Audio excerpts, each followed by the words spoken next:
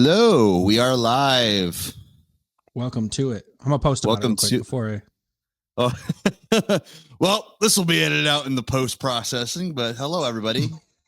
While JD is posting on social medias right now, welcome to Core Confessionals with your host, me. I am Ian, and this is going to be a series, a live stream / podcast / whatever the hell we're going to make it. It's going to be kind of a two-parter purpose. So the first purpose being sort of a historical retrospective on this pretty insane, borderline niche, explosion in the early and mid 2000s of not only metalcore, but specifically Christian metalcore, and sort of like delving into the ins and outs and really seeing how the sausage is made. And then also the second half and purpose of this podcast is also a little bit of therapy. Because myself and tonight's esteemed guest, I don't know, I pointed that way. He's over here. On my screen. You did it right on my screen. I did. Oh yeah. Ooh, yeah. Love that. Mirrors. How does that work? But we are veterans from God's Army in the White Belt Rift Battalion. With a lot of awesome times, a lot of not so awesome times. Yeah. And so, I'm obviously very hesitant to be another doughy white guy with a freaking podcast. So yes, I mean that as derogatory as it means, but I really wanted to, as we're getting older, and you and I have obviously kept correspondence the entire time. Yeah. But we've obviously grown older, gained some weight, lost some weight. You had some kids, you got married. We've lived some life. We'll live some life. And when you get to a certain age, closing in on 40, you start kind of looking back on not only just nostalgic memory stuff, but you also kind of stem back and kind of really start processing your feelings and kind of have, you have enough distance sort of away from these experiences. And these, honestly, even a lot of the things that were previously negative, you kind of almost have a little bit of like a nostalgia for. And I'm kind of having a weird time processing that. So my only way of doing some kind of therapy with it is, hey, how about I start a podcast and then bring on people I know and possibly don't know who have either been a part of the industry, been a part of just the explosion in general. They might still be in it, or people who are completely way and far out of it. I just kind of want to get a full spectrum on a lot of things. So sort of before we dive into introducing our guest, just sort of how this is going to kind of be structured is we're going to hinge on kind of three main questions, but obviously there's going to be a lot of storytelling. But before I get all the nuts and bolts, we need to introduce tonight's guest. Man, myth, legend, father, husband, prolific writer. Dare I say, Ohio's best pianist. Listen, I love that joke between us, but when it comes to Ohio, man, there's some pianists. There's a lot of pianists out there. I'll take Fremont's best pianist. Clyde's best pianist. Oh, Clyde's for sure. I don't know. Hang on. Actually, I can't say that. There's a fantastic pianist in Clyde that I know of that I'm like, no, he would school me. No, you're absolutely shred you apart. He would just wreck me. But with like concert, concertos and stuff. And but my dear friend, bandmate, brother, the one and only Jonathan David Merrill, J Diamond. How you doing, buddy? I'm doing wonderful. It's good to see you, man. Thanks for having me. I just saw you the other day. Yeah, it's been so long. It's been at least 4 days, dude. But I mean, that's sort of the beauty of like having you as a first guest is like, you were the longest tenured Settle the Sky member, to my knowledge. I don't know. I put the X. We were never straight edge, but whatever. Yeah. Core. But before we kind of get into the actual questions of the podcast, I kind of want to give a perspective of like, I knew JD before we were ever in a band together, but we were all kids in high school, playing in local bands. And so what I want to kind of, before we delve into everything, is kind of give a chance for you to kind of talk about your origins in not only music, but kind of your beginnings of playing in not only bands, but eventually this Christian metalcore explosion. Yeah. So, man, how do I give my backstory? So I come from a very, very religious family. Me and the lead singer of Settle the Sky, Dan, is my first cousin. I think a lot of people know that. I don't know if everybody knows that, but you know we're now. Cousins. We're from the same family, and we grew up very involved, not only in church but just in ministry in general. So when my great grandpa came to Fremont, he started a church. But was also like an evangelist that would travel to other churches. And then my grandpa was kind of the same way and helped found the church that I was raised in.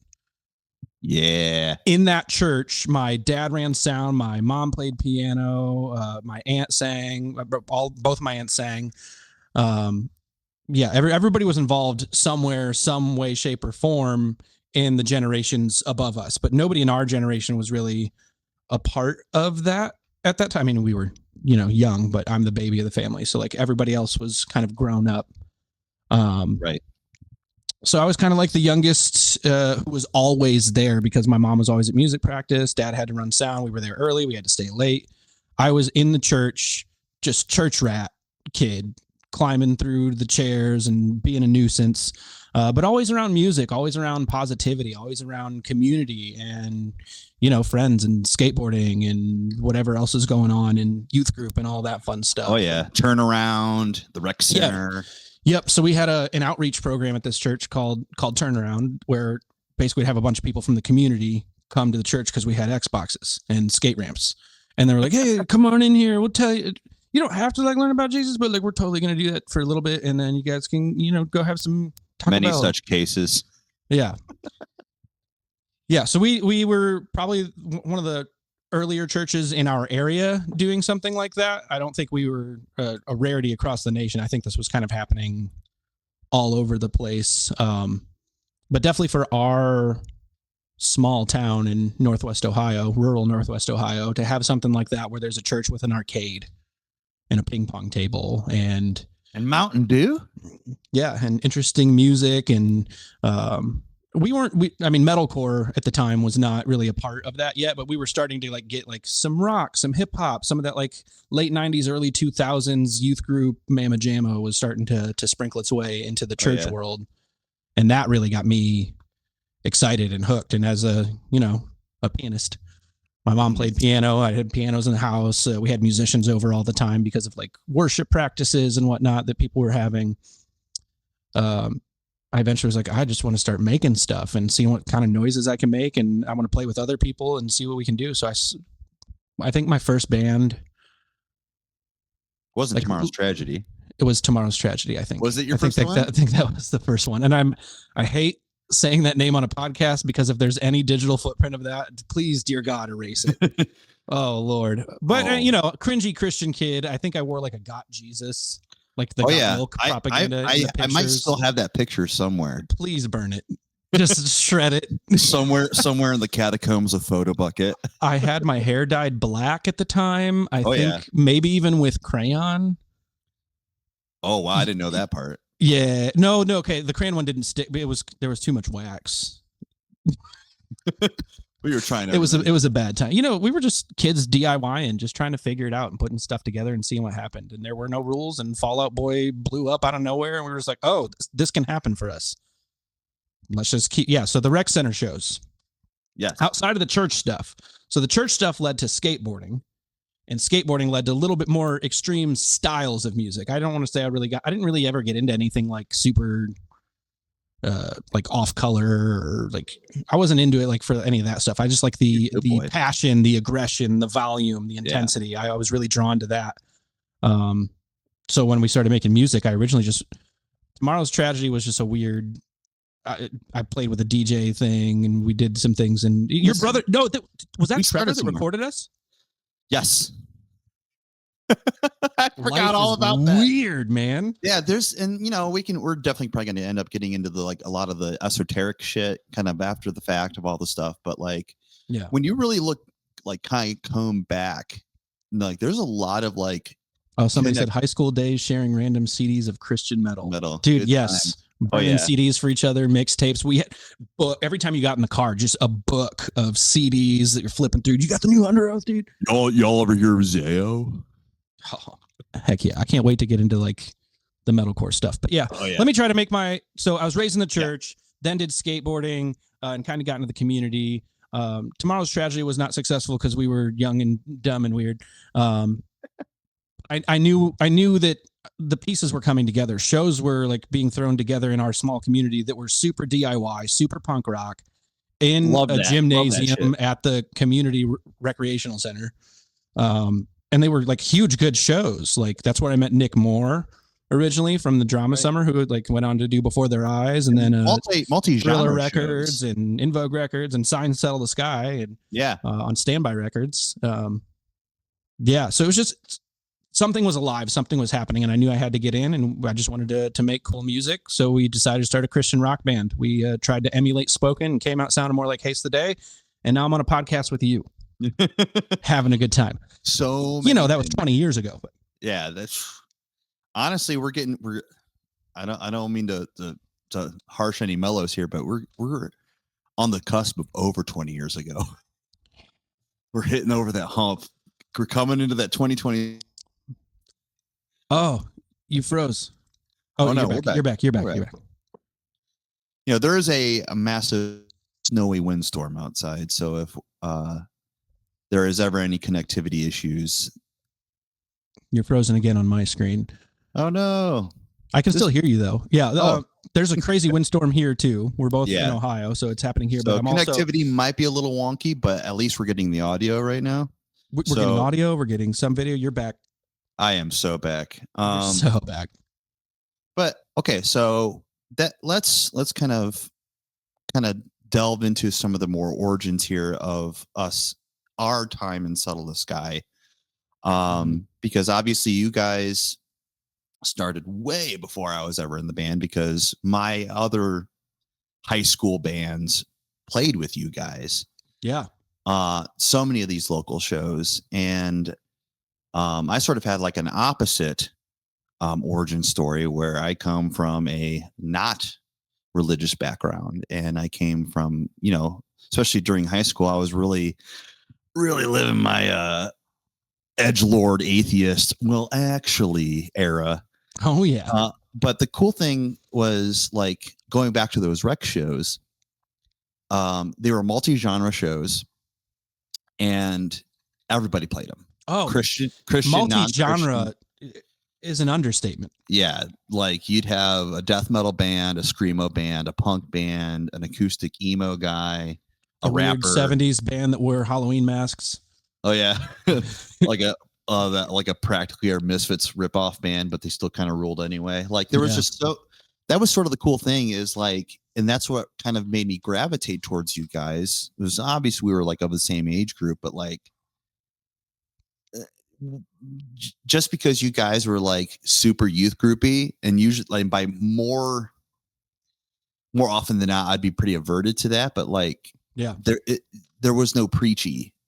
It was just friendship, and we were just down to hang, man. Yeah, and that's what kind of really opened the door for me. And then you guys recorded the Now That We're Waiting EP in 2007, but it officially came out in 2008, right?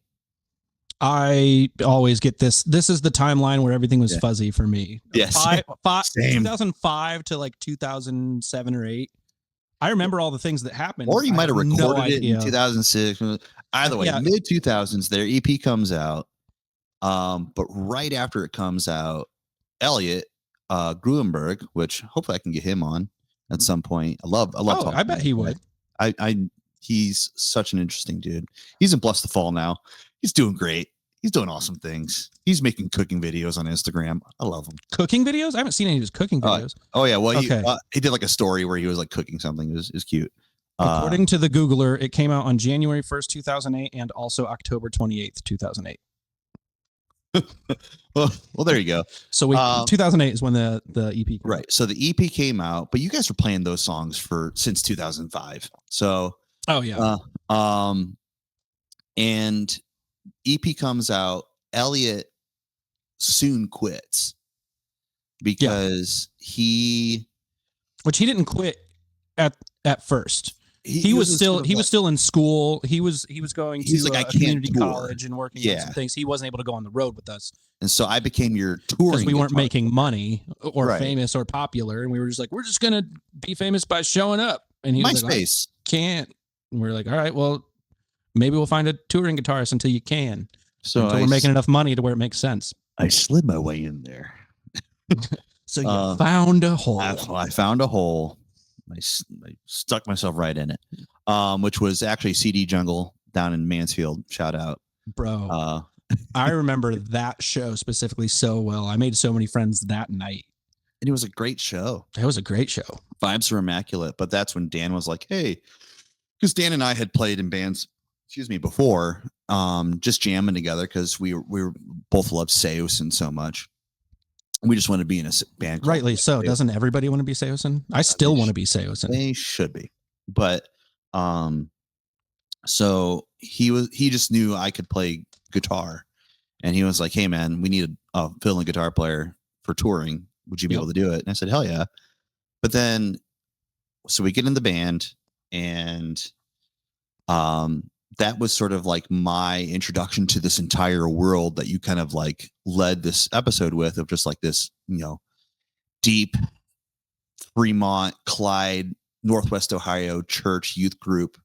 Like you guys lived this world and I had not been a part of it. And I kind of like walked into it, and you guys were just my friends. And like, that was really cool. And it actually really opened the door. And I remember being so nervous too, because I knew that you were like somewhat of a neckbeardy atheist. I didn't know what neckbeardy meant back then, but yeah, you were joining a Christian band and didn't believe in God. And I was like, oh, that's we'll see how this goes. But he seems chill. I like him a lot. So yeah, let's just vibe it out. Well, and fast forward, it really opened the door, and I started loving me some Jesus, and it really kind of put my life on a trajectory in a lot of positive ways. And we'll kind of get to where we are now, but so that's just sort of like the very, very generalized backstory of how JD and I have sort of amalgamated together in this Christian metalcore band in the mid 2000s. But before we do question number one, let's talk about Christian metalcore for a second. Heck yeah. Let's time out. Like something. I mean, I was always a fan of like metal. I was always a metal dude. I was a new metal kid in the 90s.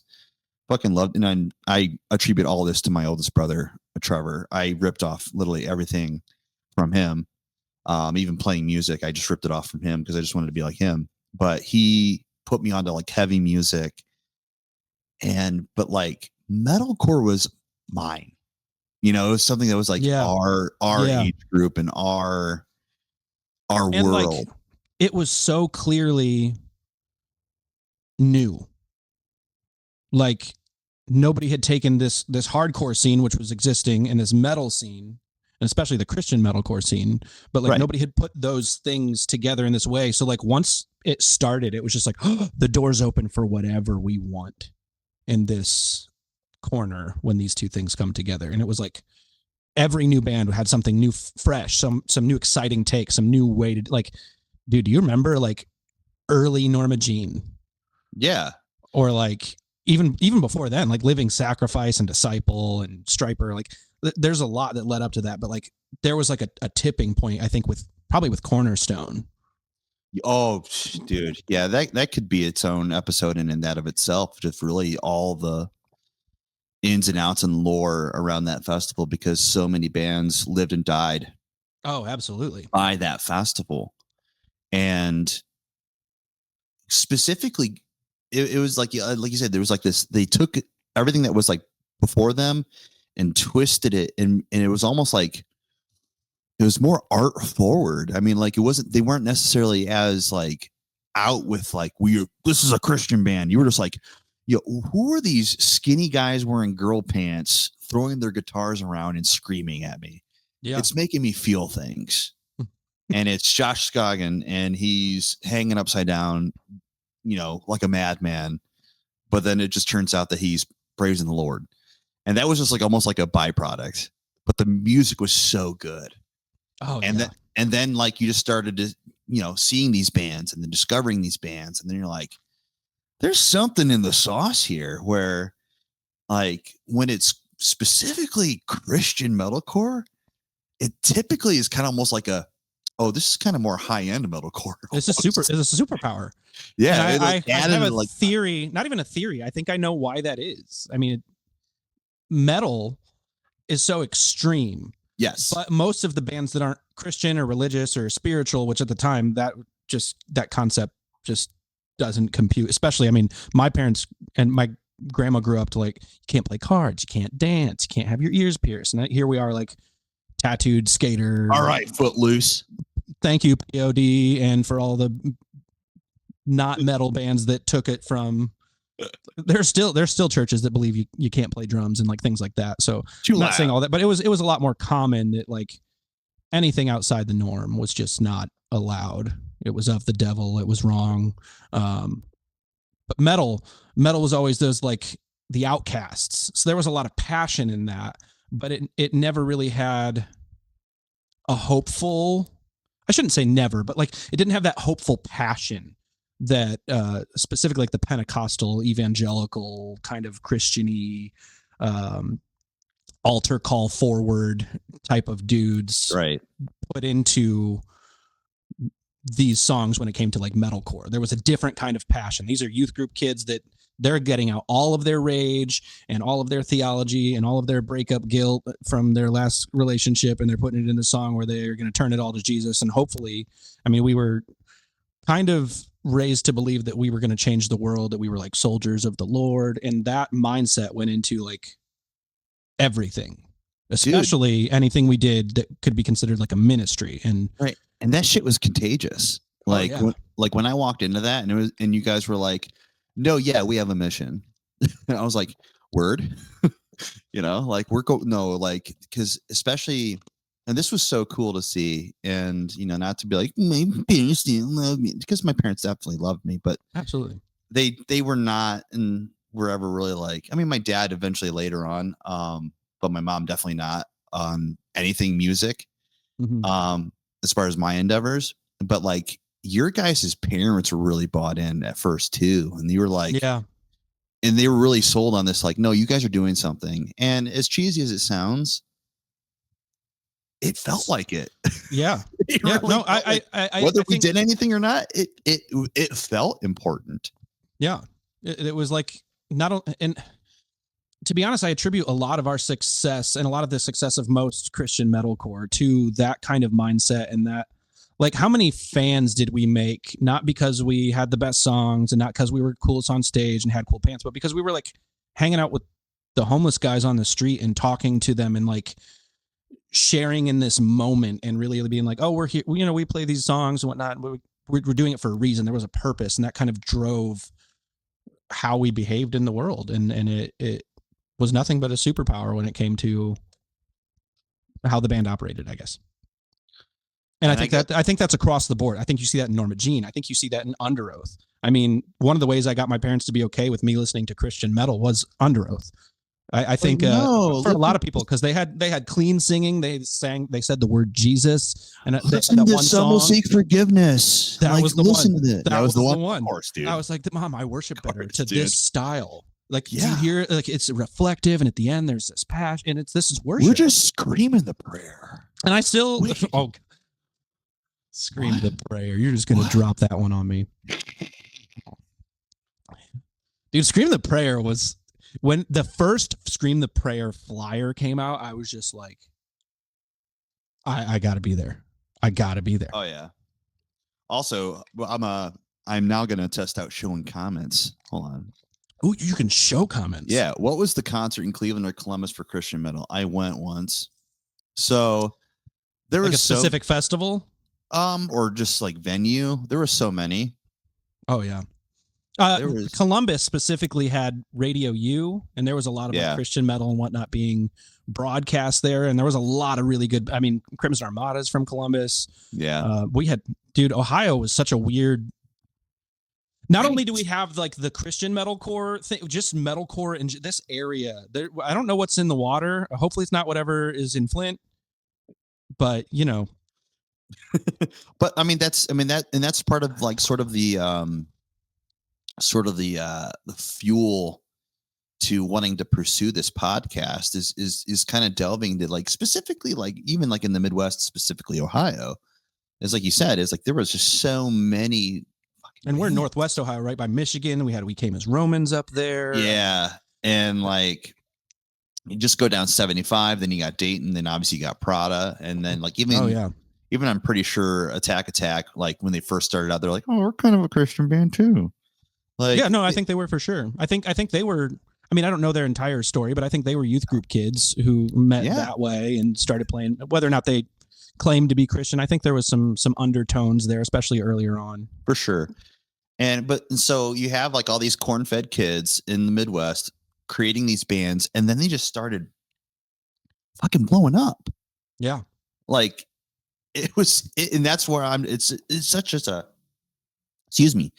fascinating kind of history, specifically in this moment in time where out of just almost nowhere, specifically Ohio bands started just like becoming the biggest, not only Christian bands, but like the biggest metalcore acts. And you're like, oh, we can start doing that. Like it's becoming our market. Mm-hmm. And so that being said, so we've kind of set the table here. You know, it's the mid 2000s. Everything is exploding in the Midwest. And it is just like, holy shit. I just joined you guys. We're running for it. We're feeling like I'm doing something. So let's start with the questions. All right. So, like I said, there's 3 questions. The first one, we're going to start with the heavy. Okay. And you can obviously, it doesn't have to be the literal worst experience you've ever had in this industry. Obviously, because, you know, if you're not comfortable, I'm not going to make you do stuff. Yeah. But also, I've got bad memory, so I'm going to do my best here. Right. So I want to give a kind of like a full spectrum experience. So what would you say of all the experiences, whether it was a Settle the Sky or even because after Settle the Sky, you were a worship leader, you know, you were doing a lot of things at the church. There were so many other things. But like, you and I started another band before I was a worship leader. Oh yeah. We did that for a short spell. A band called Convictions. Oh yeah, I remember that. I remember when we started that band. I remember those. I mean, to be fair, I was not in for very long. I was in for one album. I think I did. I didn't even make it to the album. You were there for all the demos. All the demos and all the writing and all the kind of projecting. I helped it get off the ground, and then I was kind of like, I don't know. That time is also a time that I don't really remember. Convictions and then Legacy and I Am Legacy kind of all were happening at the same time. And I was also smoking lots of cigarettes and partying a lot and, you know, just being a dumb 22, 21-year-old, however old I was at the time. Also, can we just make that as a little just kind of button here? Is like, we were fucking kids. Yeah, we were teenagers. We were kids doing the album came out the year I graduated high school. Yeah. And if you kind of look across the first EP, if you look across the board, everybody was young. Like they were babies. We were all babies out there going like, we're just going to sleep in the van. God's got us. We'll figure it out.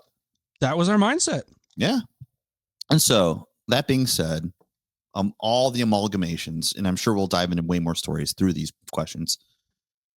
What that you're willing to share is the worst experience you've had in this world? More than anything, for me personally, I think it was just a lot of the judgment. I don't think there's one specific thing I can point to, but I think there was just an attitude. So it was Christian metalcore, but what flavor of Christian? Nobody ever really talked about that. How hard are we going? What are the rules? Are you allowed to cuss? Are you allowed to smoke? Are you allowed to what? We're not really aligned with a church, where we're not like a church band. We're a Christian band, and we might be maybe consider ourselves a ministry. Most of us didn't. But I mean, a lot of bands were preaching on stage and whatnot and taking up time. But there was just this, it started out so positive. It started out with this passion. It started out with such acceptance. And somewhere along the way, as it started blowing up, judgment creeped in. Not only of like other non-Christian bands, but specifically between like Christian bands, like judging each other, not holding each other accountable, not trying to help each other out, not privately being like, hey bro, I've noticed that like you guys are doing this. I've been really praying for you. I'm sure that stuff happened as well. I don't want to detract from, because there was a lot of really positive, really cool people, but let's be honest, there was some hardcore judgment from between band members, and it was just the narcissism of, I mean, lead singer syndrome already kind of takes some people off the rail. You know, controlling a room, you kind of have to have that. Right. You have that to have some charisma, bit of that psychosis. Style, a little bit, yeah. You got to be a little nuts to think, oh, I can make this whole room fight each other, and we're going to call it a wall of death for Jesus or something. And we're in Albuquerque. Who knows? But yeah, there was so much judgment, and also like you said, we were teens. We were these innocent. Sure, we all like dove into like straight edge and all these different like subcultures that like kind of aligned with what our values and ideals were, but we had never lived those out in the real world. We had never had to say no to cigarettes when nobody's looking in an alleyway in some state you're not going to be in tomorrow at 2 a.m. Right. You know, or saying a curse word or doing these, who knows? But there was a lot of people figuring things out and just trying to live their lives and trying to be honest and authentic and doing their best. And there was just so much judgment and abuse behind the scenes. Yeah. And that I'm glad you said that, because that was something I've been kind of churning over, and I was hoping to kind of delve into through these episodes is, again, coming from my perspective, as I came into the Christian metalcore and like ministry work. Like, I'll even go so far as to say we were doing ministry work a lot of the time. And even after the band, you know, I was a worship leader for a time and doing a lot of stuff at churches and stuff. So like I came into it as an outsider. And so seeing that, like, oh no, there's way many layers to this. And like, I remember being like, oh no, this person's a baby Christian. And then this person's over here. And it became like, I'm like, oh, you guys are like, this is high school all over again. Yeah. And, you know, I was never a drinker. You know, I'm not a big party guy. I never been. And that was not necessarily like a religious or like moral thing. It was just something I wasn't really into. Yeah. But like, I love the cigarette. You know, I love a Marlboro Red. You know, especially after you just played a metal show and you're outside and you're sweaty off and you just lifted everything into the fan. Yeah. Yeah. You know, and also like I love words, and I think words are funny, and saying fuck is really funny. Yeah. So like, it was such a strange world, and I'm spoiler alert, next week I'm having Marco from the Shallows. Dude, yes. He's going to be on the pod. And the thing I love about Marco is frick. Oh frick. Yeah. Literally. Frick. hold on. Yeah, I got it. Somebody was like, oh frick. Oh frick. Yeah, there were so many, and I was cool with that. And because I'm always cool with accommodating the room. Like, if somebody's not comfortable with cussing and they tell me that, yeah, dude, I won't cuss. Not a big deal, man. Like, that's not a big deal. And you've always been that way too. I remember specifically because we were a Christian band, we kind of had that discussion, like, should we cuss on stage? Should we cuss in front of fans? Should we do any of these things? And it was kind of like, we decided against it. And I remember specifically you telling me, like, it's not that there's anything wrong with it necessarily, but it reflects badly on us. And honestly, we just look more intelligent if we don't. Yeah. You know, and I'm cool with that. Yeah. And but like, even when you're trying your best, like you really hit on something that was pretty huge, which is, again, we were kids, but we were also like developing as human beings. We're learning experiences. And this is sometimes when you learn, hey, sometimes I like a beer, like sometimes I like kissing girls, sometimes I like a cigarette or smoking weed, like it, and you're almost not allowed to grow up. Not allowed to experiment, not allowed to even try or any of those things. What's up, Anthony? Oh, hey. Also, hold on. There was someone else that came in here. I got to shout him out. Remember Brock? I do remember Brock. What's up, Brock? What's up, Brock? What up, buddy? I love that. No, Brock loves that we're doing this. I love that you're here, Brock. Yeah, I love that we're doing this. We talk. We do this all the time. Oh, yeah, I mean, off camera. Now we're doing it for I just for you, for y'all. I'm gonna grab a sweater real quick. Go grab a sweater real quick. While JD's getting something to warm up a little bit, I'll use this chance to plug. So, obviously this is day 1, episode 1. So we're learning this. We're trying to grow this channel. So please, if you are liking what we are doing, hit that like and subscribe button. But also share with a friend. Also in the description, if you want to donate, since we don't have enough followership yet to be able to get like stuff like super chats to help support the channel, and like I really want to be able to like pay my guests and also get better equipment and also pay my bills. So I do have my Cashapp and my Venmo in the description if anyone wants to donate. It's all just going to kind of go to this stuff and kind of making it better. But now that JD has his beautiful cardigan on, thank you. No, I want to go back to so I remember a specific experience with this.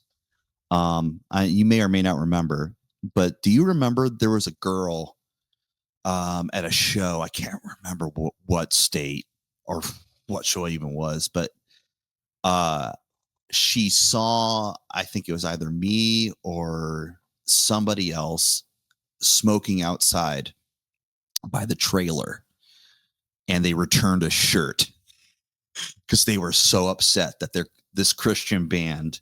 That doesn't surprise me in any way, but I don't remember that one specifically. I do remember. I remember somebody seeing one of us smoking and like saying something or something like that, but I don't remember the shirt being returned. It happened a lot for sure. Like it would, and that's sort of where the judgment that you were talking about really started. I think really started fucking with us. Especially because you're under a microscope. Mm-hmm. But now you're held to this expectation of like being holier than thou. And that wasn't necessarily the mission. No. The mission was like, hey, I love this thing. I want to share it, but also I want to be a human with you. Mm-hmm. But then you would try to be a human and people were like, well, no, you're doing it wrong. And also you're bad and you're going to hell. It's got to look like this specific thing, or wait a minute. That's not what I signed up for. Not at all. Yeah, that dude, that shit was brutal. And again, me on one hand, I can look at it from an outside perspective of like, yeah, I expected judgment from like the non-Christians, but what I know you'll know this. Mm-hmm. What we found out was it was the non-Christian bands that we got along with the best. Yeah. And actually behind the scenes, and I don't want to like throw any ministry or church or business, and nobody's getting thrown under the bus here, but at the time that I was at the church that I was at and we started playing these shows, the church was always like behind us and like, oh yeah, like you said earlier, our family was really supportive. So was our entire church, our entire community. Shout out Mike, by the way. Yeah, that's our bass player. That's our bass player. That's Hi, Mike. Hey, Mike. I love you, buddy. See you soon. See you soon. But continue. Sorry. I don't remember. My train is over there. What was the train? Oh yeah, the church. The church really supported us. Yes. Until we started playing places that served alcohol, which is like every concert venue. Period. It didn't matter if we were playing a Tuesday at 2 p.m. but because we were playing somewhere, they're like, oh, well, you can't do that and be on teams here at the church. And I was like, oh, okay. So there's going to be some weird judgment from the Christian. Like, I get like not going and drinking or not going and getting invested in that lifestyle. Like, sure, but that was never their argument. Their argument was, we don't even want you playing there if they serve alcohol. And I was like, but aren't you guys the ones telling us to go into the world and give the light? Why would we stay in churches where there's the light is preached every Sunday? Why would, if our music is this extreme and this dark, why would we not take this? And honestly, that's where the name Settle the Sky came from. It was like the whole dark and light aspect. And it was never really like, it was just a name that we thought sounded cool that Dan threw out last second at a show. Oh yeah, by the way, we're Settle the Sky. And everyone's like, what? We are? Okay. All right. Yeah. Because what was the original name? Vicarious.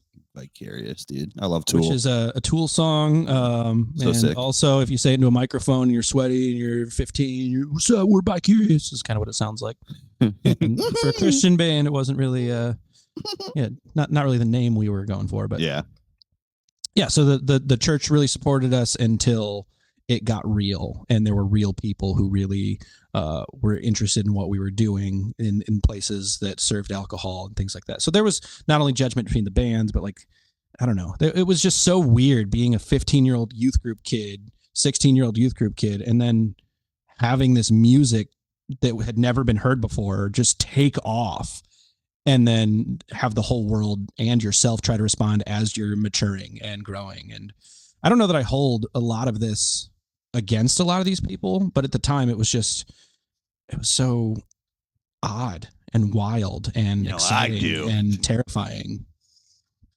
I don't know. I mean, like, something that I've been trying to like grapple with this is, so I can understand where judgment can come from, sure, especially when from the holier than thou types. But something that I felt like was like really frustrating was like, these are experiences for anyone, but especially people as young as we were. Like, I remember the first time, I can't remember the thing. I think this might have been in New York somewhere. I think this is the venue where you had crazy food poisoning and you're peeing out your butt. But that doesn't narrow it down. Do you? I can think of at least 3. Do you remember when we witnessed a dude doing coke off his like Buffalo, New York? It was a Buffalo. Okay, I'm pretty sure. Yeah, pretty sure. I was wondering if that was the one. Yeah, but yeah, it was like, whoa. That was my first time ever seeing cocaine. Right. And so like there's these real experiences where like, yo, and not having the grace to like recognize like we're also figuring this out. Like, we're also seeing shit for the first time too. Yeah. You know, Christian or not, like, we were 19 to 21-year-olds driving across the country for like 7 months nonstop, you know, just like going around, you know, and like seeing things, you know, like in being hormonal teenagers and like wanting to rebel. Booking our own shows too, like wanting to rebel, but like playing a church one night and then playing a club where somebody's doing cocaine in the green room the next night. And then the next night you're back at a VFW and a youth pastor is there who's like super cool. And just the wildest, staying at churches and meeting people there. That's the whole other side of it. Where did these Christian metal bands play? A lot of times it was VFW halls or DIY shows or some weird experimental youth group pastor who got something through the board and was able to throw a metal show and invite whoever.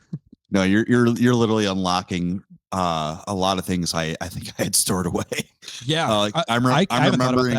Were you remembering the compound where like we played? Oh, I forgot about the compound. I think it was like Missouri. Did we play a cult?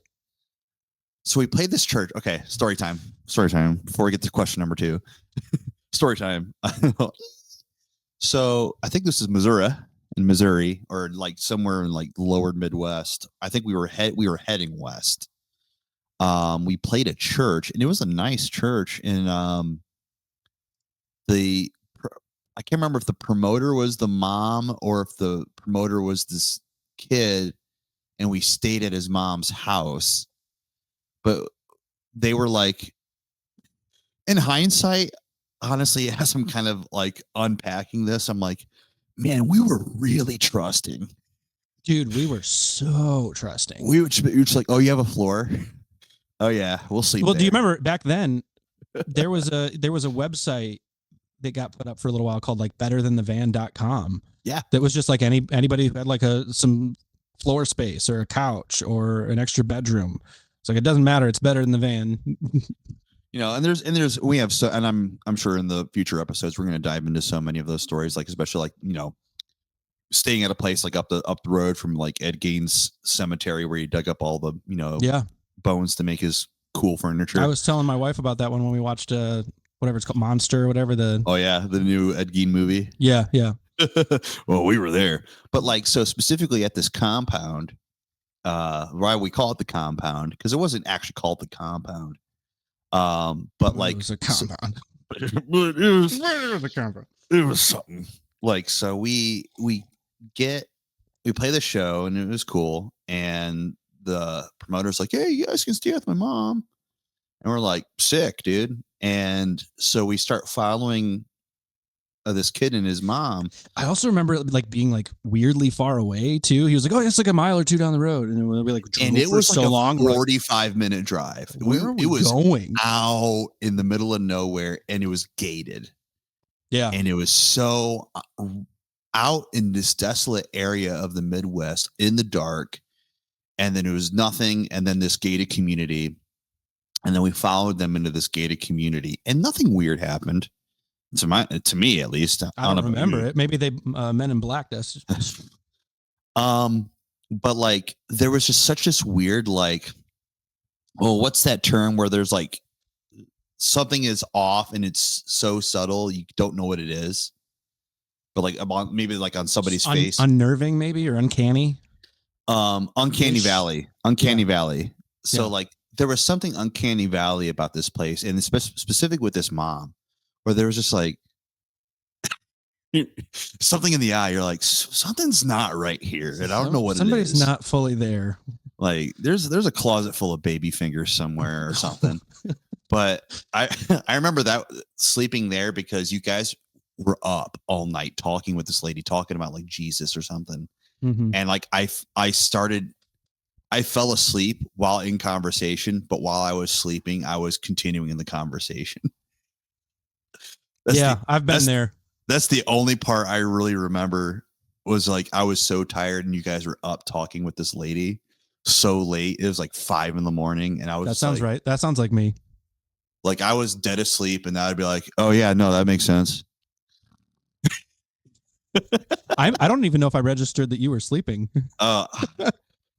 Mike, if anybody in the band is in the chat right now, please validate me, dude. I feel. Oh, I believe you, but my girlfriend. Shout out to my girlfriend.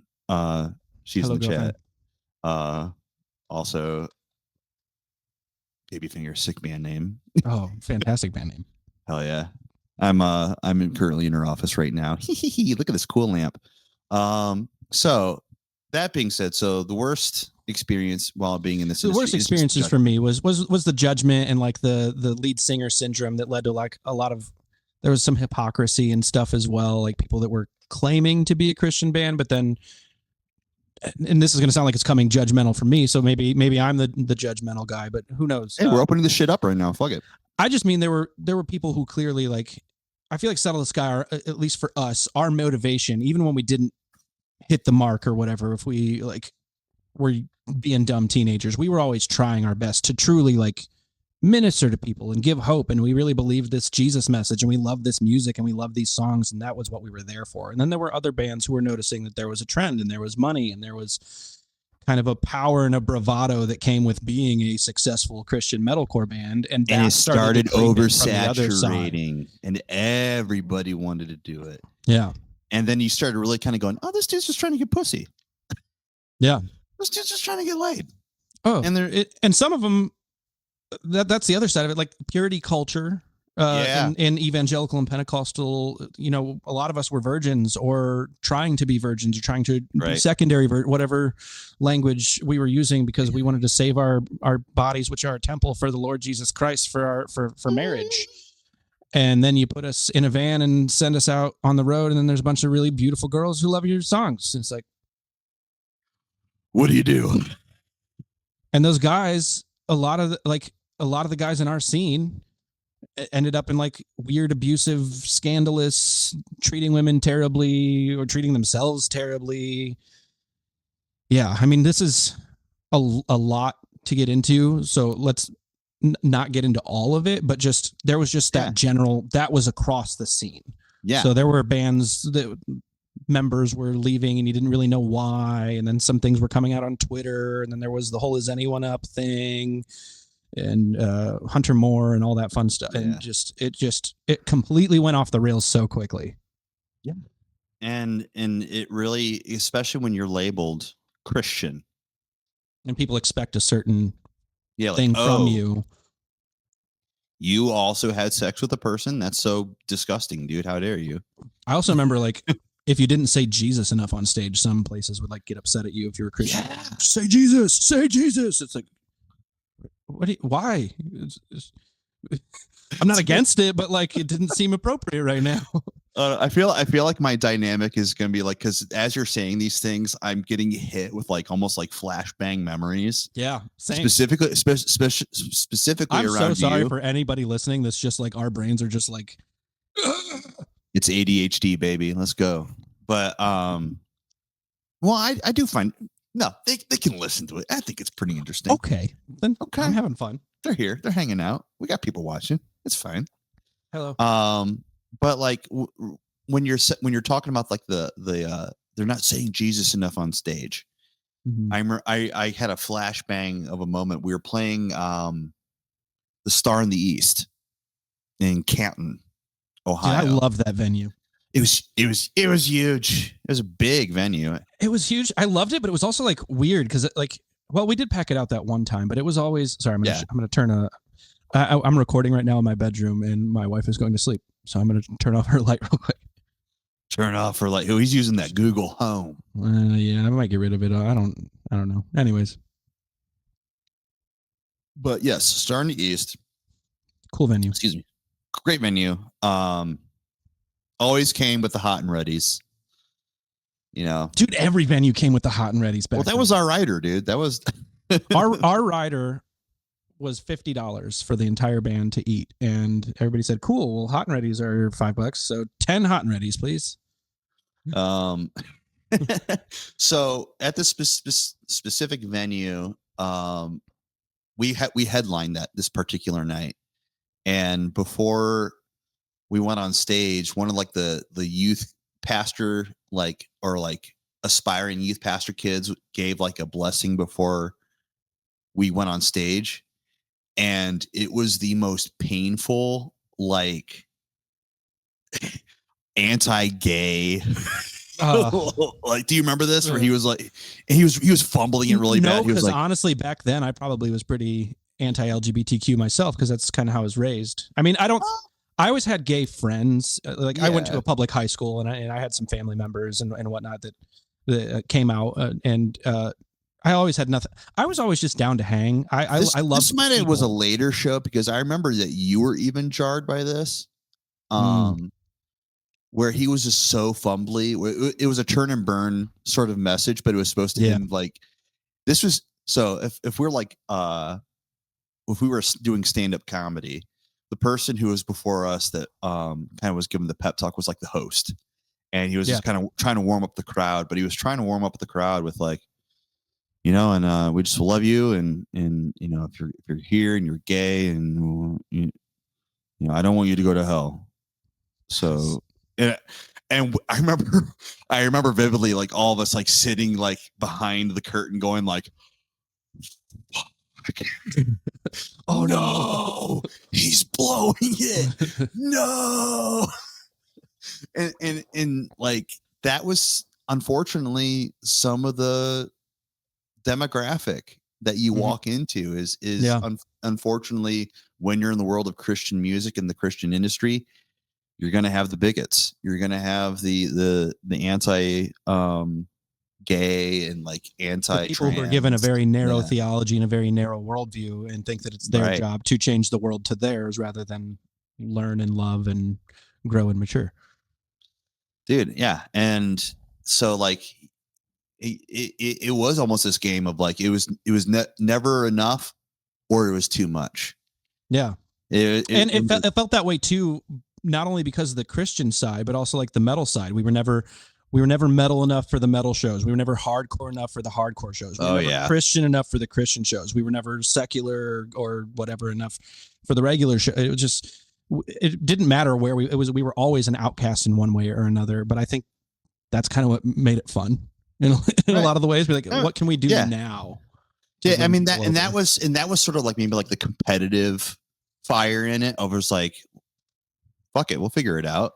Yeah, you know. And I think, and fast forward, it was kind of almost the downfall of our band, where we were like, oh, we'll try to evolve with the times, and kind of imploded. But that being said, the worst part, judgment. But now we're going to go question number 2. What was your best experience? Let's liven it up a little bit. What was like the most positive experience that you can recall being in this world?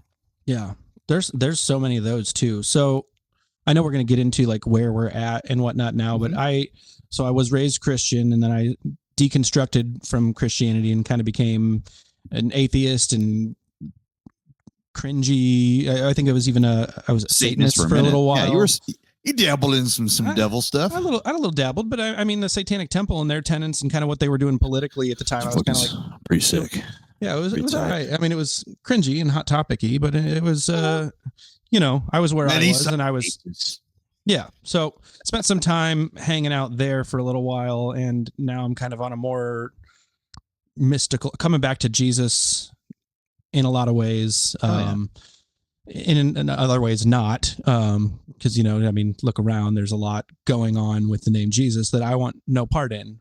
But the reason I was telling you this, ADHD, give me a second, best experiences. I've always been intimately aware of the Spirit. Whatever words you want to give to whatever that is, this like kind of animating energy that's between us that is positive and loving and healing and hopeful, that especially shows up. You'll notice it a lot at like live music or things with lots of vibrations and where heartbeats can sync and we can breathe together, all these things. There were just so many times where there were so many people just being so genuine about wanting to be there for each other and wanting to help each other through like depression or a breakup or whatever family issues they were going through, or having literally no money, serving people, like just all of that kind of stuff in the scene, I think was so prevalent. There were these bad things that happened that caused things to get weird and implode, but that was the outlier. What was happening? The reason Christian metalcore was blowing up, going back to that passion that Norma Jean and these pioneers of this scene had, it's that spirit, that, you know, putting those like worship chords and that slow build and just singing the same thing over and over again until the whole room is united. And that's when you go into the breakdown and have this release. And you literally had people who came in living their lives one way and walked out and completely went a different direction. Whatever you want to call that, when you're saving people from literal suicide and just deep, dark depression, and there was no words for that we got to experience almost nightly in one shape or another, with these bands that were doing it playing with like For Today and like Plea for Purging and like these bands that were like in our world. I know they're like kind of nobody. Speaking of For Today, sorry, where we played with For Today, Star in the East. No, we played with Inhale Exhale. Inhale Exhale. That was Which I'm pretty sure, I could be wrong about this. Isn't Ryland from Inhale Exhale? Isn't he now with Attack Attack? Isn't he their singer now? I don't know. Sure. I don't know. Yeah. We're the keepers of the crab, actually. Oh. Crab core, baby. We were there before they were, so I don't even want to say anything. But no, but you bring up another fantastic point, which is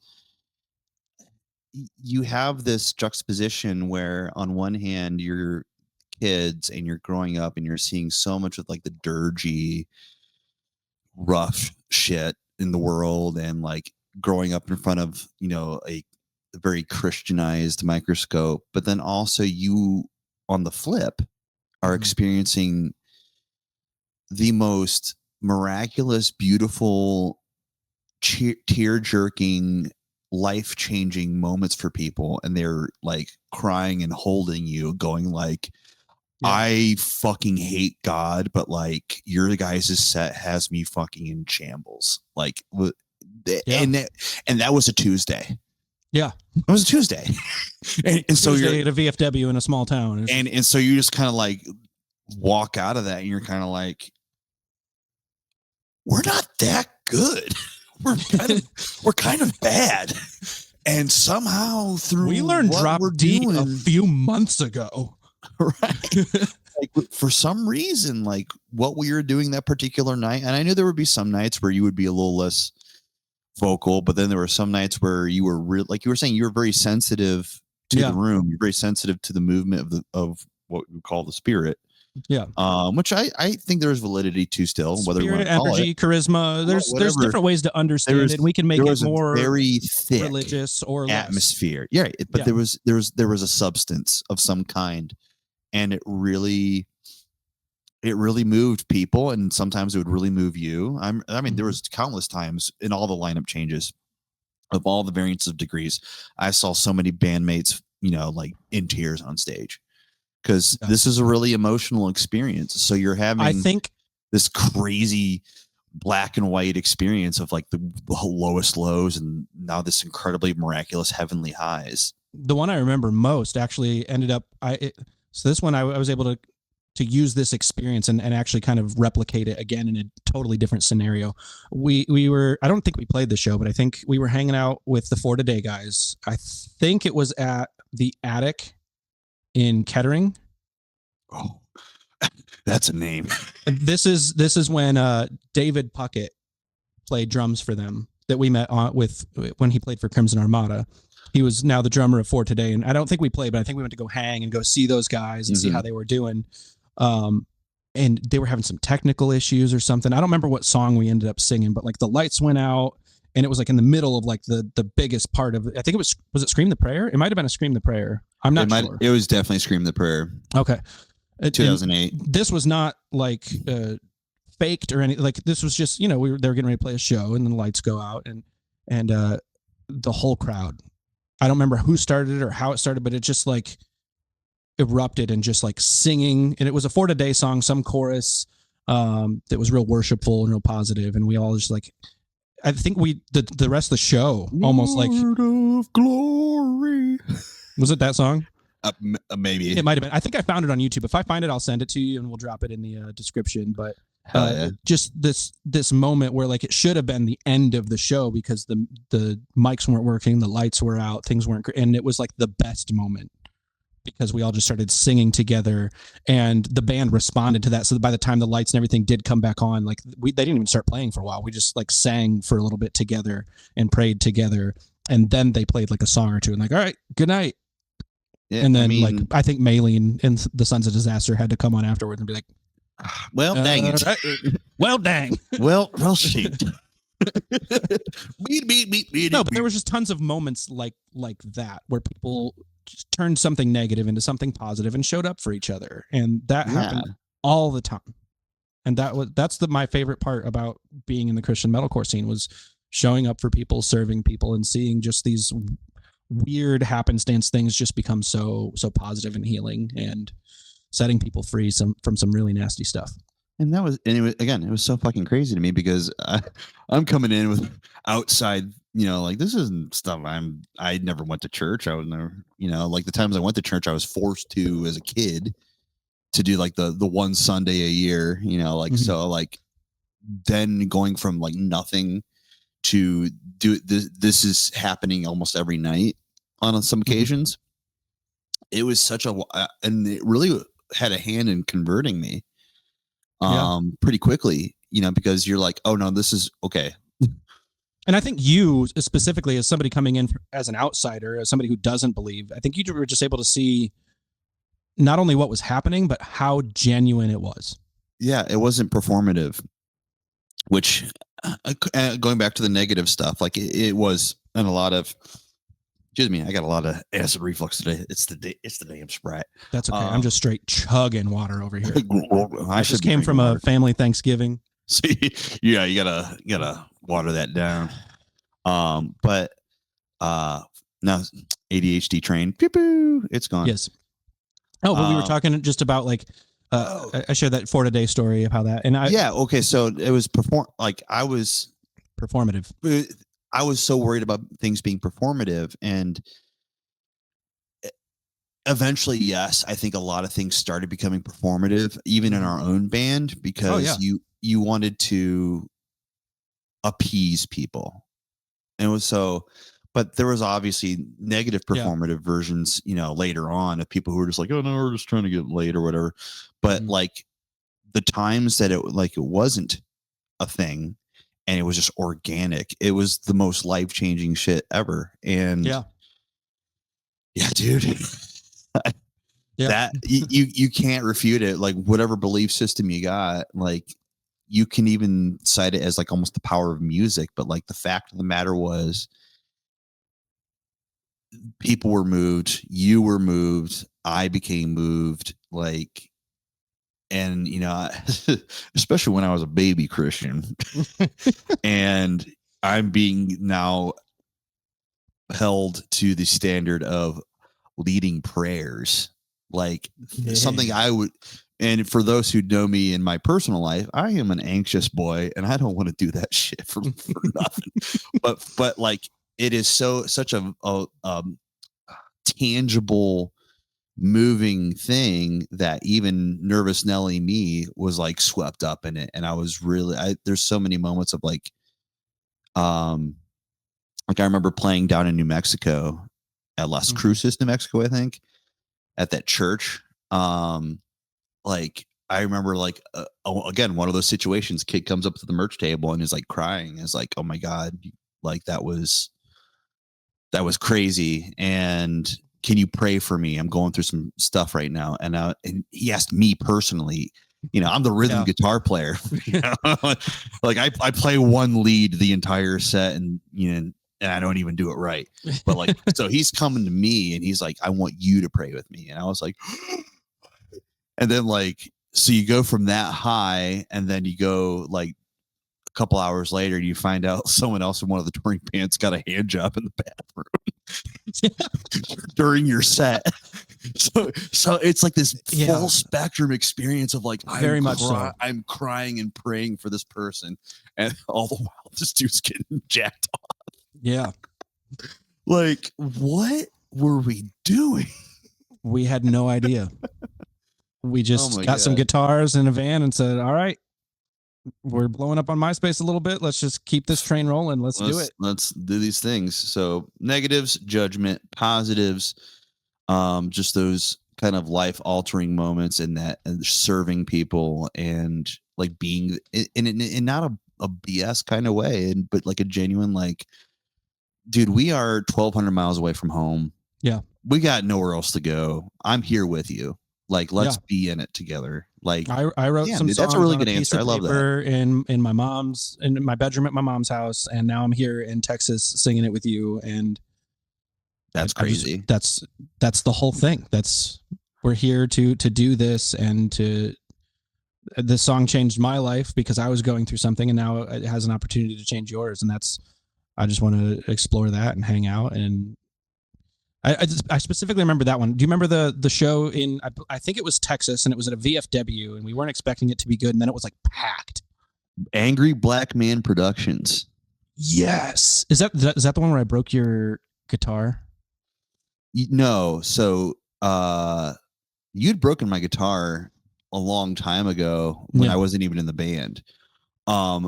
Ryan broke his bass headstock on my jaw. Oh, that's what it was. that Oh man. yeah, Oh, there's a lot of that. He also broke my nose one time. I don't think I uh, remember that one.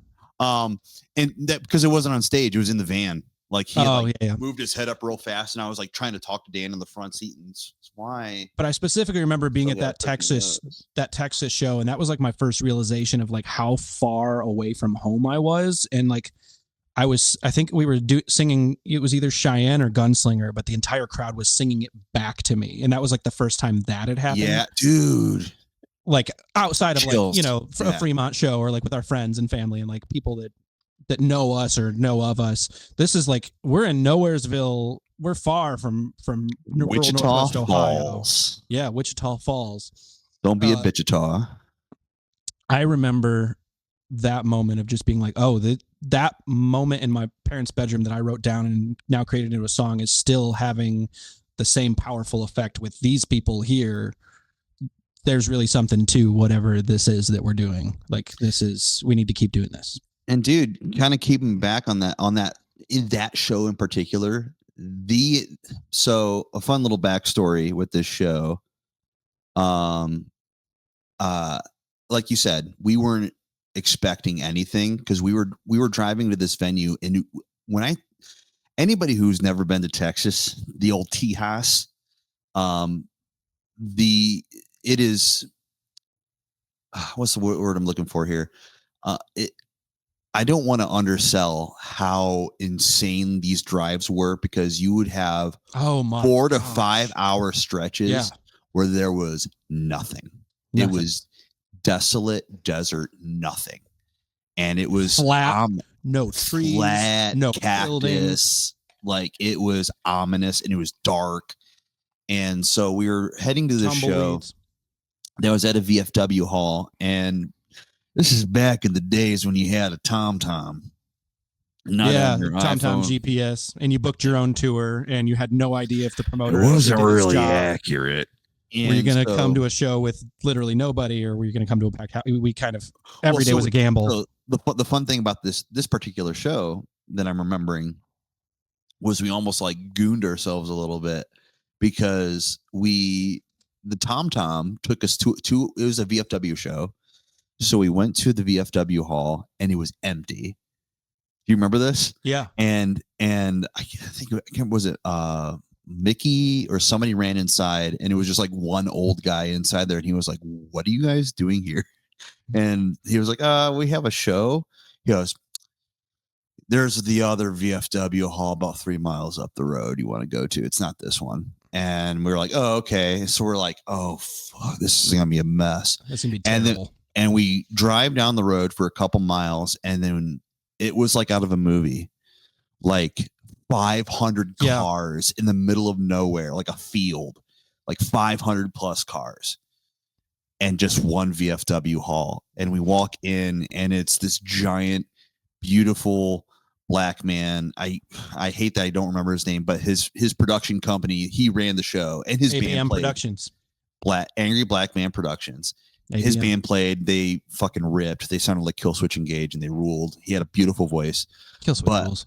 Also, he procured a barbecue pulled pork catering for the bands. I remember that. And I was like, this is incredible. Like, obviously we were eating like shit. If like, this podcast somehow gets out to that dude from ABM Productions, A, hit us up. We need some more barbecue. But B, like, you were just your band ripped. That venue ripped. You were the sound was good. I still think about you. like we played some like bigger shows, bigger festivals. We played some tiny shit. Like, this was just a VFW hall, and that dude just had the vibes from top to bottom. Vibes were immaculate, and like he was like doing like 30 jobs, and he was always like the in-between host, and he'd be like hyping up the crowd. And he was the dude that was like, "Spartans." Yeah. Like, and the whole crowd, like 600 people just going. I bet that's how everybody feels when they come to Ohio and say like OH. And like just almost like cultish. And and dude, yeah, like that was such Oh, and that again, that was the name of the game. Like it was almost like this gamble where you're like playing in front of the sound guy, Mm-hmm. or you're playing to 700 people at random middle of nowhere VFW. I love how I'm like throwing more numbers, extra 100 every time. It was like Yeah. 800 people. It's like there was like 900,000 people. Yeah, realistically, it was about 500 people. Yeah. If I'm keeping it a buck, but like, yeah, that was insane. But let's finish the questionnaires. Absolutely. We'll go question number 3, and you kind of already alluded to it. So again, the purpose for those who are just joining in, because we've had quite a few people watching, and people hit in the chat. Appreciate y'all. What's up, everybody? What's up? But the purpose of me starting this podcast and specifically wanting you as my first guest is, again, I appreciate that, man. I want a full spectrum of just like having a conversation of the stuff that we went through, but then also we're not that anymore. We're not there. It's not 2006. We're in 2025 coming into 2026. So now that we are at our age now, Mm-hmm. in the lives now, looking back on the dark, on the positive, on all these things, where are you feeling it now? How are you today? Like, what is, like, once you've had distance from both the good and the bad, Mm-hmm. when you look back on all these experiences, what do you feel? So looking back on the experiences, I feel mostly great. I had a pretty positive experience. I wasn't judged too harshly. I didn't have too much of the abuse stuff hit my home or hit any of my relationships too much. Most of the things that I experienced were pretty positive. I really enjoyed my time. I mean, obviously there were some shady folks and some shady moments, but for the most part, I had a great time. My big qualm with Christian metalcore was more the hypocrisy, the judgment, the weird, like those having a host who's just gonna out of nowhere be like, and if you're gay, you're going to hell, and be like, what? Amen. And also, it seemed like there was this underground, vibrant, organic DIY thing, people praying in the streets thing, just kind of emerging out of the world. It just like this thing that just needed to happen. And then it kind of tried to get systematized and tried to get put into these, and it kind of fell apart there for me. But where I'm at now, like I look back on most of that positively, but with like, man, a lot of it was so corny, so cringy, and so yeah, so bold of us to think that at 16 that what we had learned in youth group was going to be enough to change the world. And like we've shown in a lot of ways, it did, because we were so genuine and so, I don't know, trusting and dopey little teenagers. But yeah, once we started to kind of like systematize it and try to get into like I don't even like, I don't know how to say what I'm trying to say, but like towards the end there, when bands were being very performative, it was just so like you can't. Maddie, not that I want to. For today, Maddie. No. Memphis May Fire. Oh, and he's caught some heat for this on the internet before. And Maddie, we've actually met the dude. He's decent dude, pretty cool, pretty chill. Okay, yeah. I shouldn't say that loud. Edit that one out. I'll have to get that one out because we had one kind of not great experience. No, but go ahead. I think Maddie from Memphis May Fire said like something along the lines of like being the voice of a generation, which was not uncommon language for us youth group kids, because we were told by pastors and stuff that we're the voice of a generation. We need to go out and change the world. But then we took that that ego, that big headedness, and said things like that to people who weren't familiar with that kind of language and not familiar with this ministry and worldview, and then we try to do it in bars with bands like Killswitch, and it's just like what is something it what came from like this honest, raw, organic, emerging thing to this like shoehorned into everything else and just like, oh, this is starting to get sticky and gross and doesn't seem as Yeah. authentic and real. And I don't know that there was like a clear dividing line, but it just started to trend that direction. Well, I think so.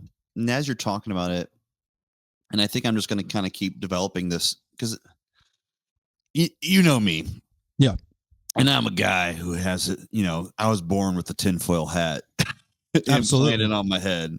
So I always have some kind of conspiracy somewhere kind of in my brain meat.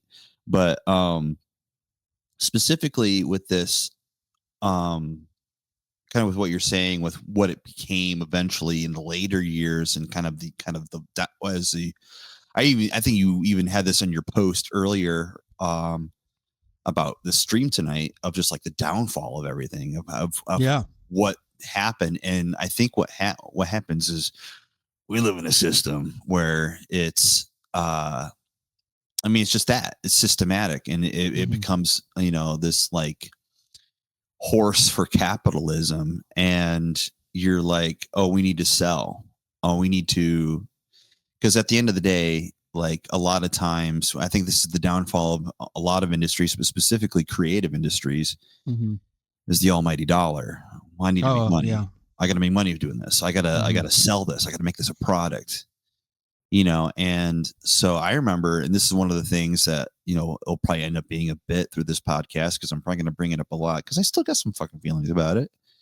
Was the like very end of Settle the Sky, like Yeah. 2010 era, when we were on this tip where like, Mhm. okay, we need to not make the music we've been making, so we need to change that. And also we all need to do P90X and look hot and like be fit Mhm. and be sellable.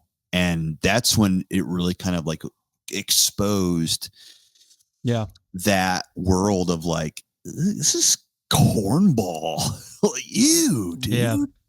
Like that's not, and that was Mhm. sort of like why I know that was our intention of why we created Convictions, Yeah. was because we were like, okay, how about we don't do the Mr. Cool Guy thing, and we get back to the heart of worship, Yeah. and And which that's is, really, I remember the entire idea for Convictions was that all we wanted to do was just aggressive worship. yeah, not We just being want to make like, this music, this style, and we want to show up in the rooms with people and we want to do whatever that is. We want to do that. yeah, like So it's let's like drop the really, show, let's drop the facade, let's make the music that we want to make for fun, and then yeah. go do it in rooms of people that want that same thing, that And aggressive then worship style. look what happened. And we eventually fell into the same thing. And why I had my falling out with that band was Mm-hmm. it turned into the same machine of like, well, we need to do more. We need to get more money. We need to do more tours. We got to do it. And so you change your sound, you change how you look, you change how you sell yourself, and you're like, oh, this is cornball. And Yeah. uh, and that's my opinion. Yeah. Um, but I really appreciate that you kind of like put a light on that, of like, you're looking back on it now, and you're like, um, you're being able to look at things in a positive light, even some of the negative experiences, because it almost like that darkness almost emboldens the light that Yeah. was there. But then I really appreciate that you're having the full spectrum of being able to realistically look at, okay, there was some of that was okay. Yeah. Oh Because yeah. I mean,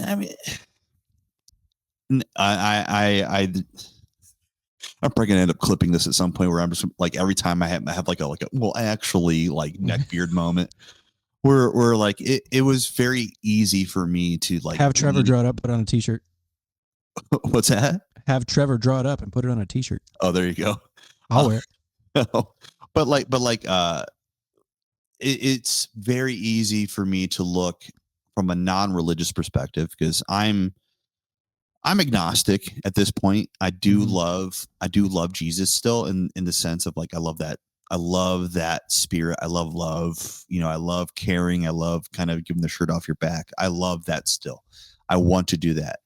And so I still in my begrudged moments, in my little bit more cranky moments, I do fall into that edgelord, like, well, the whole thing was just kind of corny anyway. But then that also kind of remissed um a lot of the beautiful moments that we experienced. You know, a lot of the genuinely life changing, not only for other people, specifically, it was life changing for me.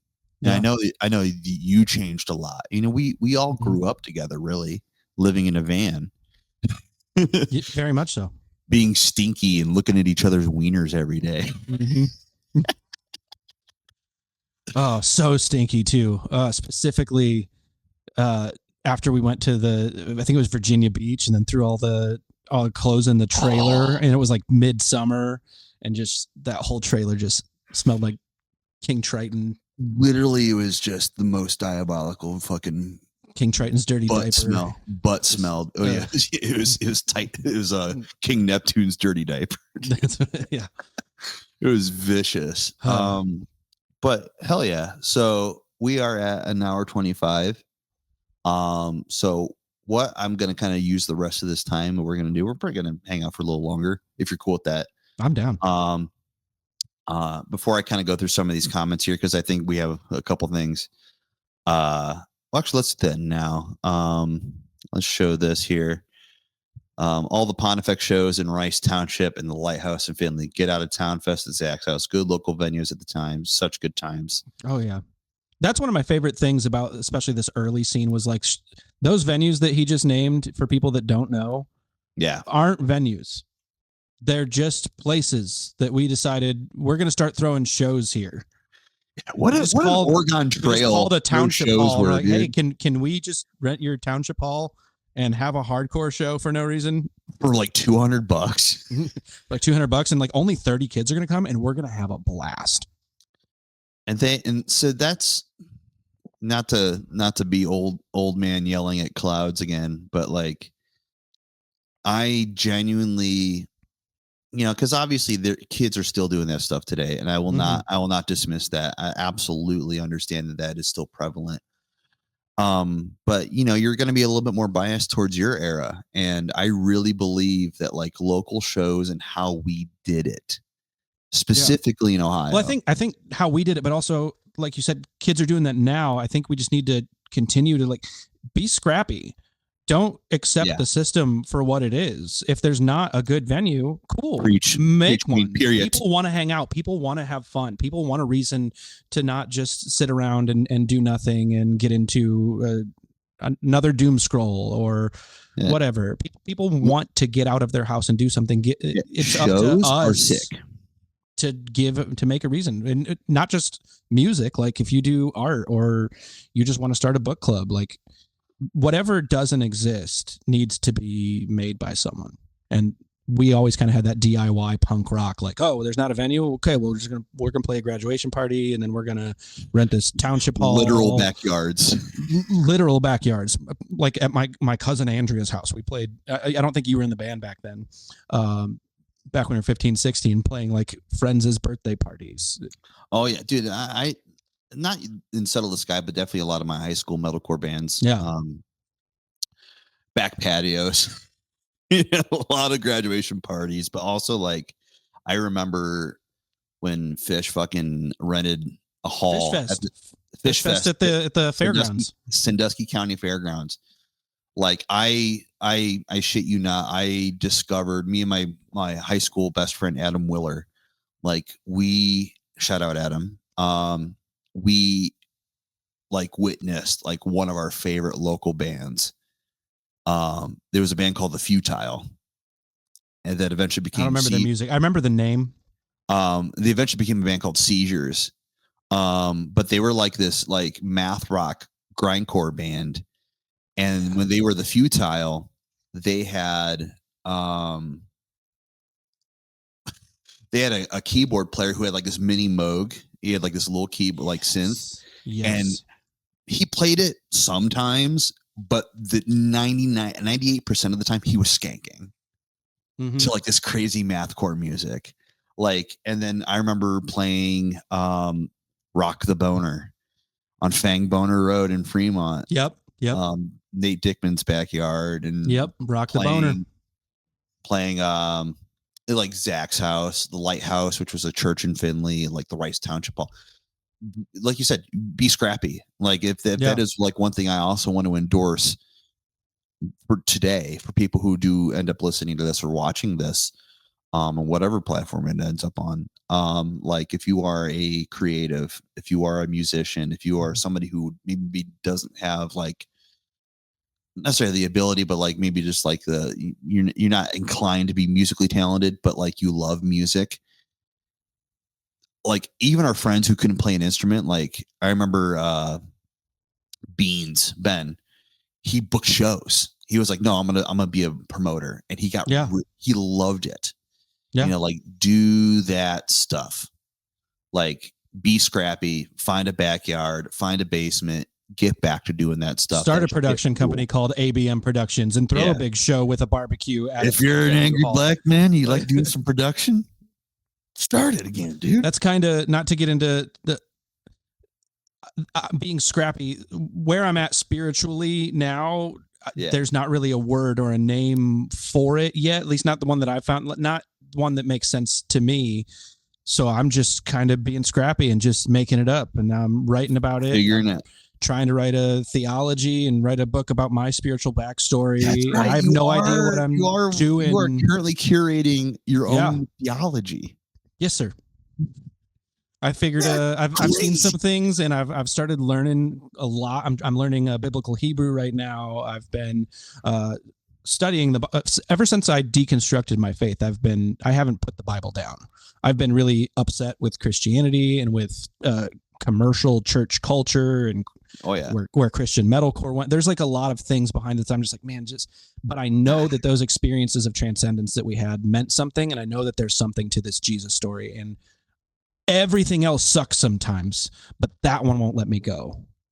And I got to figure out what that is, and I got to give it some language. So I'm writing theology to kind of give what I think that is. Do you have a website? I mean, you have like a live, like a blog spot, don't you, or something like that? Yeah. It's a WordPress website. Just thewayofthesource.com. Thewayofthesource.com. I'll add that to the description after the episode. But that's just a place for my writing, and for me as I'm figuring this out, as I'm writing books and doing all these things, that'll all end up over there. But yeah, I'm just kind of taking that mindset of being scrappy, and like this thing that I know should exist, I can't find anything for it. So I'm just going to figure it out and do it. Figure it out. So we got a couple more comments I'm going to kind of sift through here. And then I do have kind of one thing I want to show you before we kind of end the stream. Oh yeah. But again, thanks for everyone, because we've had people hanging out the entire time, and I really appreciate this. That. This has been really sick. This has been really cool. I'm really excited for Core Confessionals. I love the name. I love the idea. I can't wait to see. I just want to open it up, what all comes out of this. Talk stories, but also kind of get a perspective of what you've been through. Because like my experience has been pretty positive. Like getting back to the questions in the main part of the podcast for just a second. Yeah. I'm also Caucasian and straight passing, and I was in a ministry family where I was looked highly upon by peers, and everybody expected me to do good. So I had a great experience. Not everybody had that experience though, and I had to see their experiences too, and be alongside those people. And those were people I love and care for and pray for and still hang out with. And so while this has been like my experience was mostly pretty cool, I know that there's a lot of other people that had much worse experiences than I did. Oh, for sure. Yeah. And again, that's also kind of why I wanted. I know I've said this many times. I'm not only doing this for like my own kind of like trying to rediscover this stuff and kind of figure it out, but I also I wanted to create this for those people, like who have maybe not so great experiences, and maybe like you can turn it around. And then maybe people who have like just only incredibly positive experiences, kind of give them a perspective of like, I love that you experienced so much positivity, but like, let's kind of delve into the awareness of like, let's talk about maybe the not so easy stuff, because I think it is not only purposeful, I think it's helpful to give a full rounded spectrum of this real niche, powerful time in history. Because again, I'm not going to lie, dude. we're a lot older now, and we listen to a lot of different musics now. But like, I'm not much of a metal guy anymore. But like lately, Depends on the day for me. I might get itch a little bit, you know. Mhm. And like I'll go back and I will listen to like old Zayo and old Sleeping Giant, you know, and like and be like, oh yes, Yeah. this is really incredible. But there's a couple other comments I really I want to kind of show here. Uh this is just sick. I love you, Brock. But when I had my catering company, my brisket sandwich was called the Gunslinger after your guys. Wait, there was a gunslinger sandwich? I'm Brock, vegetarian now, but if you make me a brisket sandwich, I'll eat meat for you, Brock. I absolutely eat meat and I love a brisket sandwich. Mm. And I would love to try the Gunslinger sometime. I will roll I should say through. I'm trying to not eat meat. I haven't for a few months. How you gonna be a man and not eat meat? Eat fruits mostly. And eggs. I was trying to be sarcastic bigot there for a second. Like, what about steak? It's there still. You can have it's it. there, I suppose. All right, let's look at this here. Brock was like, I remember when Standby reached out to ODV, you guys told us not to sign with them and that you paid for a petting cage to their office. I'm surprised this didn't get brought up. Oh my God, I totally forgot about that. Yeah. That was a weird time too. Yeah, so I mean, I'm not going to delve into the details of that, but yes, the Standby record labels and money and was not great. And we came into and this was not indicative of Nick Moore. He was way out of the picture at this time. So yeah, he was gone. He was doing his own thing at that point. But the person who shan't be named, who took over, we discovered that the reason why we weren't receiving any royalties for, especially, I mean, not the pat ourselves, not even just royalties. back. I think they were like withholding like merch sales. Yeah, merch and stuff for us to sell. Which we were moving. We were moving merch. And I remember submitting sound scans from the road. We sold merch. We did crazy sales and we saw not a dime. And we ended up going on a tour and we were out of merch and our label was like, we're not going to talk to you. And we're like, we need to pick up some merch. So we went to their office and we discovered that the owner had installed a batting cage. Yeah. In his fucking office. And we're like, and now like when we say batting cage in his office, it wasn't his office. It was in the Standby office. And it was like, this was a big office in downtown Cleveland, and it was a huge batting cage. I was impressed. It was in a giant warehouse. Mm-hmm. It was like in an industrial park, and it had like 20 stories, and you had like the Lava Room recording studio was there, and there was a studio called The Jungle. Yeah, that's why I recorded with a Castle Grayskull, I think. Yeah. Yes. Yeah. And but like we were just like, that's where that went. So that's how this is going now. This is how the labels views us. All right, nice. All right, hold on. Brock said he sent me the picture of the brisket. Hold on, let's see if I can put this on the camera here. Because I don't have Messenger on this laptop, so this is gonna be rough. Let's see if it. Oh, dude! Look at that beauty! Look at that beauty, brother. I love that. Love you, Brock. Also, okay, two more things. I'm going to mention this. This is my friend Billy Fox. Hi, Billy. Hey, Bubba. So, Billy, I was in a band in high school with Billy and my brother called Steel Bath. I remember Steel Bath. Okay, so Billy has, ever since I've known him, since this situation happened, this really, really fucking got under his craw. And I understand why. And it does involve Settle the Sky. And so there was going back to one of the Pon Effect shows. Yeah. I had talked with I can't remember who I talked with. It might have been Dan or somebody, but like Steel Bath was trying to get on some shows. Because we were just like this like metal band, and we were writing some kind of like cool heavy songs. It was fun. And I wanted to play a show with my brother and our friends. And you guys were putting on a show, and Dan was like, "Hey, Steel Bath wants to open. You guys can come play." And I was like, "All right." And so I got the boys all excited, like, "Guys, Yeah. I got the Bath show. I got the Bath show." And they're like, "Let's fucking go."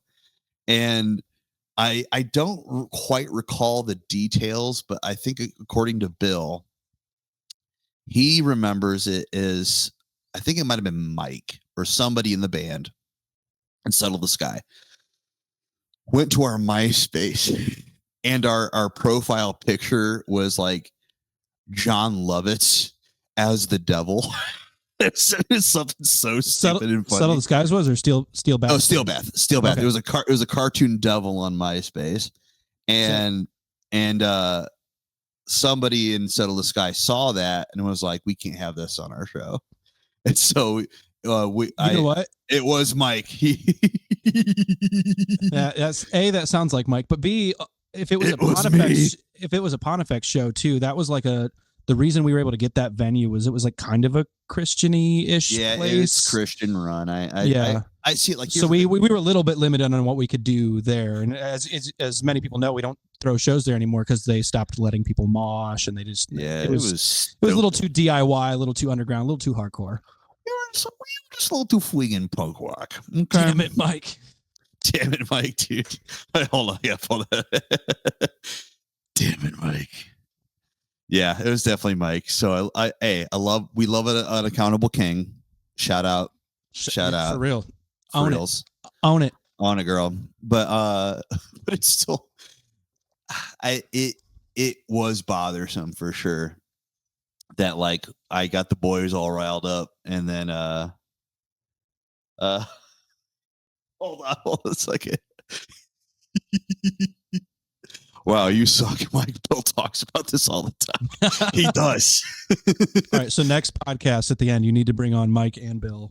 Yeah, we gotta hash this out. We gotta settle it once and for all. Brother, we're all almost 42. I'm 40.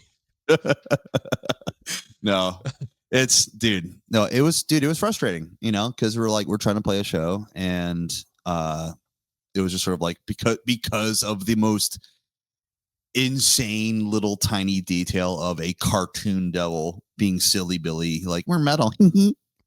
Like, that got us kicked off a show. No.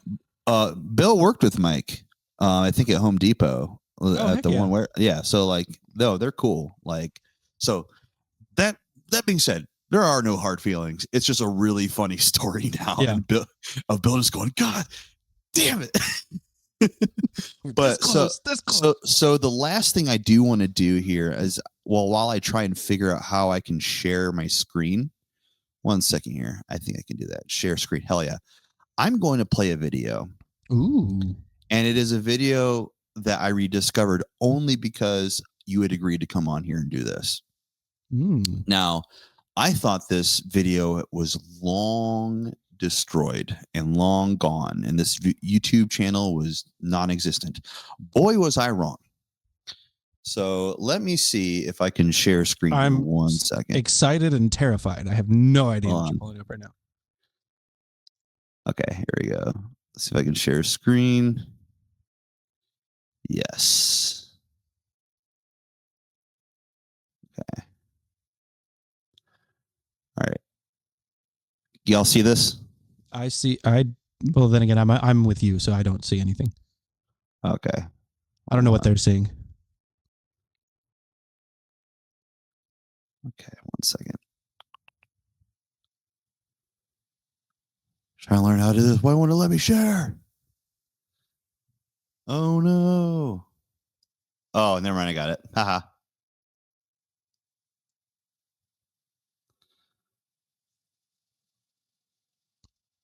Select tab. I don't know what I'm doing here. Okay, we're going to do it this way. All right, share screen. Okay, here we go. Oh, there we go. Love technical difficulties. Does this look semi-familiar? Then I remember saying tonight We We will will go go home. home all the time. I don't remember why we did it. So this is 16 years ago. Hit me. This is yes. So this is where we were driving from Toledo to get your keyboard repaired for a tour. Is this the same tour where I also then forgot the keyboard? That I don't know. That was really funny. Playing a kid's keyboard in at the Modern Exchange in Southgate, Michigan was insane. But this was on our way home. Right now. Oh, is that the one? No, that's what I'm trying to fix right now. Oh, hell yeah. So we were on our way home from dropping his keyboard off to get repaired, and we got stuck in traffic on Route 20. And it was one of those moments where I didn't have a CD player in the car. I think I was driving my dad's truck at the time. And I think the music that was on the radio or what cassette was in there was like Celtic music. Yes. And we got stuck in traffic, and then this moment just happens. So let's see if we can do this here.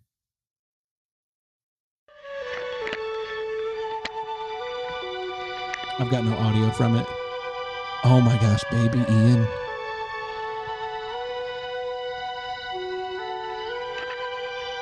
My Lord.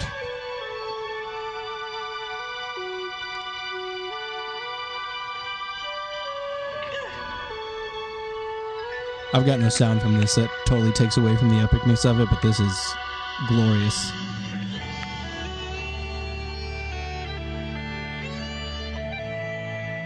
I remember this whole moment just feeling so like cinematic and epic in real life. Look at that camera. Oh, it was when the traffic finally started moving. So I think what we're missing with the audio here was like it was like kind of like dark and broody, but then as soon as traffic started moving, it like went like to a major key and just it felt really hopeful. And then all of a sudden it was like, tonight we will go. Awesome. That was insane. Look at those baby faces. Technology is hard, guys. Well, that being said, thank you, dude, for hanging out with me. Thank everybody in the chat for hanging out for almost 2 hours. This has been a whole thing. This has been Core Confessionals. We're going to try and do this every week, whether it's I'll have a guest or if it's just going to be me doing a solo pod where I'm just hanging out with you guys, telling stories. This is, again, like a 1-part retrospective, of this time in history, but then also a little bit of therapy. That being said, again, if you guys want to donate to the channel and help us kind of grow this thing, share it. Please, like, share your friends, tell the peoples. If you know anybody who wants to hop on the pod, who I think would want to share their story, by all means, hit me up. All my socials, I'm usually at Ian Ryder on Instagram, but also I have a band. That's not all. I'm also we'll plug Settle the Sky. Heck yeah. Still a band. But then also I do have another band called Holy Coast, and I say the name Holy Coast because if you want to donate financially, in the description I have shared my Cashapp, which is $ Holy Coast, and Venmo, at Holy Coast, if you want to help, fund stuff that we want to do. Cause life's weird and I want to really pursue as much creative stuff as I can on top of my normal job, because I love creating stuff and I want to get back into that mode again. So if anybody wants to do a kindness, either financially, you can do it that way, or if you don't do it just by spreading the word, please do. I really want to grow this channel. Now that I'm doing yapping about my stupid stuff, JD, do you have anything you want to plug before we get out of here? I mean, wayofthesource.com is where I'm doing all my writing and spiritual stuff that I'm trying to figure out. I've got some books in the works that'll be coming out through that platform. And then, Settle the Skies back together, has been for a little while. We're kind of trying to write, and we have some interesting things possibly up our sleeves that we're not really sure yet. Nothing to announce at the moment, but The boys Okay, are back in town. we're They're writing. hanging out, and I Got some riffs. honestly I think I've got a lot of friends who still listen to a lot of Christian metalcore. I think while it did certainly have its rise and fall, I think there's like kind of a resurgence and like it's kind of alive and well. It's kind of doing all right in its own little corner there. But I think we might see a little bit of resurgence here. So it'll be cool to see what happens with that and this podcast and just I don't know. It's cool. I'm really excited for you, man. This has been fun. Thanks for having me. Thanks, buddy. Well, that being said, everybody that's been hanging out, appreciate y'all. We will see you again next week with Marco. Well, I'll announce that on all the platforms. But until next time, That'll be fun. peace. Man.